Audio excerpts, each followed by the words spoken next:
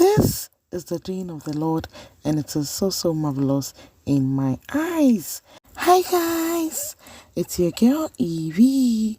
Welcome to Tasty and Fresh Kitchen, where we always prepare tasty meals with fresh ingredients. So this month being the Jollof month, we are celebrating it with this Koobi and Kako Jollof. So you know what, let's go. So this is my salted fish or Koobi and Kako.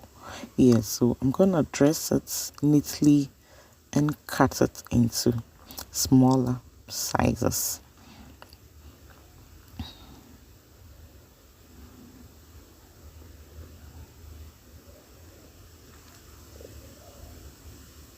So afterwards, we're gonna soak it in water for about 30 to 40 minutes just to get rid of the salt. Okay, yeah, you know Koobi has lots of salt. So after 40 minutes, here we are. So in the pot, I'm going to fry my Koobi a little bit together with my Kako a little bit, just to make it crunchy and also release the flavors. Okay, yeah, so we fry this for just about 5 minutes,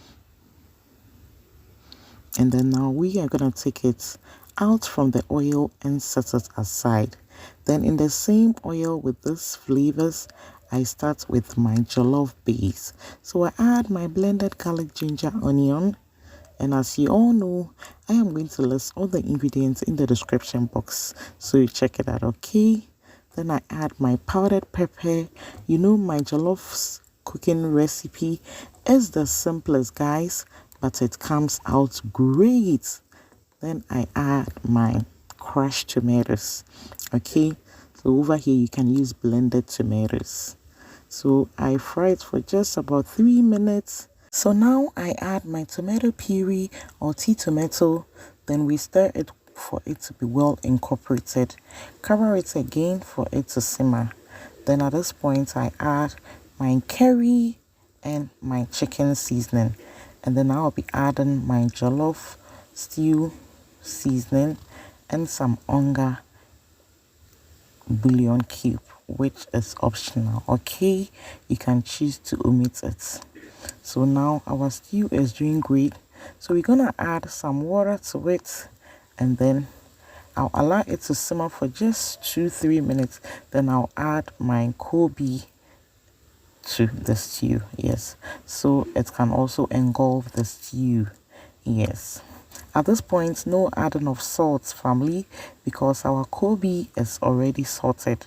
Trust me, the Koobi jollof hits differently, guys. You need to try.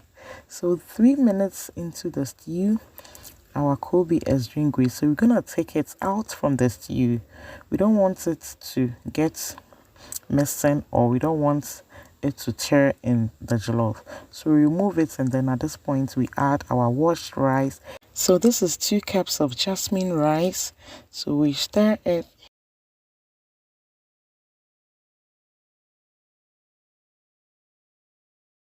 And then we add some water to it for it to cook.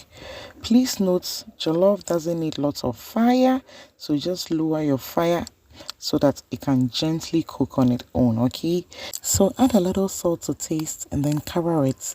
So 10 minutes into the time, here we are. Our jollof is doing great. So we just add our Koobi to it, and then we gently stir, and I'll just cover it with some parchment paper and allow it to cook gently again on its own. Guys, I want to use this opportunity to thank all of you guys for how far we have come. It's the doing of the Lord, and it's so marvelous in my eyes. If you are new to my channel, thank you and welcome. Kindly click on the notification button so that anytime I post a new video, you will be notified. Okay, so at this point, wash it. Our Koobi jollof is ready, so I'm dishing it out. Guys, it really hits differently. The jollof is given. The jollof is jollofing. Ankasa. You need to try. Okay, enough with the chicken and the fish. Let's make some native Koobi and Kako jollof, and guys, you will be glad you did.